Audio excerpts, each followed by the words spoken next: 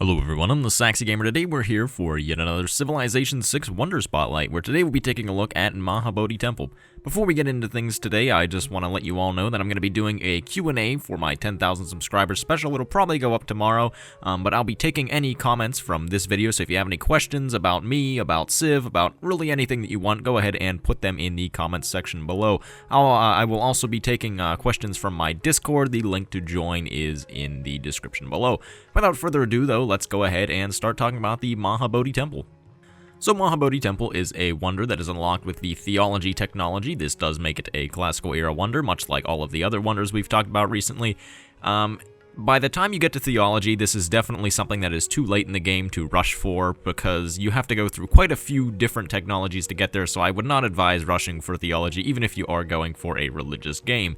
To get the Eureka for theology, all you have to do is found a religion, which if you're going for a religious game, which if you're building Mahabodhi Temple, you probably are, then you pretty much certainly have the Eureka for theology, so at least that is easy to get. Once you research theology, though, the building requirements for Mahabodhi Temple are actually a little bit complex.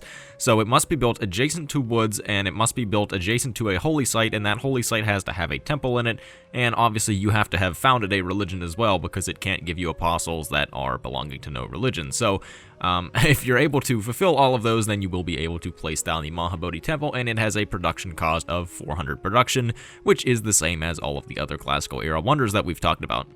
Once you place down the Mahabodhi Temple, its bonuses are as follows. So it will provide +4 faith per turn, and it will grant you 2 free apostles. So overall, with the stuff that we've just talked about Mahabodhi Temple already, I think that Mahabodhi Temple is definitely a decent wonder. +4 faith is not an insane amount, but the 2 free apostles definitely can be very nice, for reasons that I'll talk about in just a little bit there. But getting 2 apostles totally for free, I mean, I guess not technically for free because you have to put in 400 production, but either way, that still is a pretty nice thing to get. I do find that the building requirements are sometimes a little bit tricky. They're not necessarily difficult, because if you're going for a religious game and you want to build Mahabodhi Temple, then you'll probably be able to satisfy all of them, but they do take a little bit just because you have to have the holy site and you have to have the temple in the holy site, so that just is a little bit more extra production that you have to invest before you're able to even start placing down the Mahabodhi Temple. And now it is that time to rate the Mahabodhi Temple. So if you're new to the series, what I do is I give each wonder a rating on a 1 to 5 scale, with 1 being terrible and 5 being amazing, and that rating just kind of gauges the overall effectiveness of the wonder and how good its bonuses are. I'm going to talk about some of the use cases for the wonder as well, and I'm going to give it a difficulty and consistency rating, both of which are also on the 1 to 5 scale, and the difficulty rating just kind of judges how difficult it is to build the wonder before the AI and how competitive you have to be on deity to build it. The consistency rating just kind of judges how versatile the bonuses are and how consistent the bonuses are, or how dependent they are on your spawn location or anything of the sort.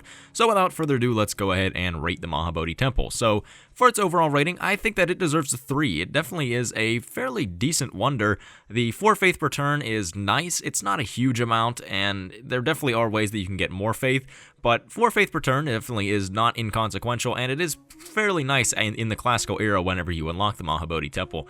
The 2 free apostles are very nice for reasons we will talk about right now with its use cases. So one of the ways that you can use those 2 apostles is to instantly get both of the religion upgrades. So normally you would have to buy 2 apostles with faith to get your religion upgrades, to get those 2 extra beliefs, so like the 1 extra belief and then the 1 for the building as well. You would have to get, I guess you don't have to do it in that order, but even so, in order to get those 2 extra beliefs, then you would have to purchase 2 apostles, but Mahabodhi makes it so that you can just go ahead, put down the Mahabodhi Temple, get those 2 apostles, and instantly get your religion to the max number of beliefs.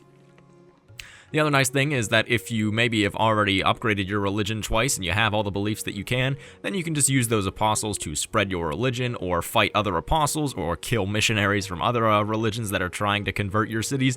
So those apostles, you can do a lot of things with them, and either way they are very useful, because getting apostles that early on in a religious game without having to pay for them with faith is something that is very nice. So for that reason, I think Mahabodhi Temple actually is pretty useful. As far as its difficulty rating is concerned, though, I think that this is where it kind of goes downhill for Mahabodhi Temple, because I'm going to give it a 5 because I find that it is very difficult to build Mahabodhi Temple before the AI does, especially on deity difficulty. If you're playing on lower difficulties, I don't find it to be as much of a problem, but on deity, the AI get to theology, and they really like to build Mahabodhi Temple for some reason.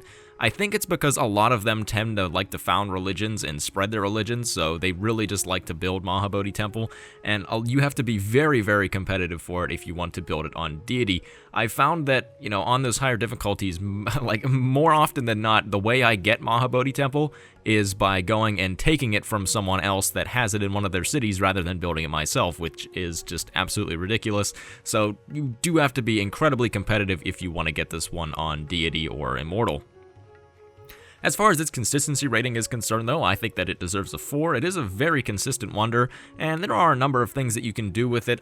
Really, they're all going to be focused around your religious game. There really is no way to use this outside of religion. I mean, I guess if you're using your religion to augment another victory, then I guess you can kind of call it versatile, but not really. For the most part, this is going to benefit your religion only.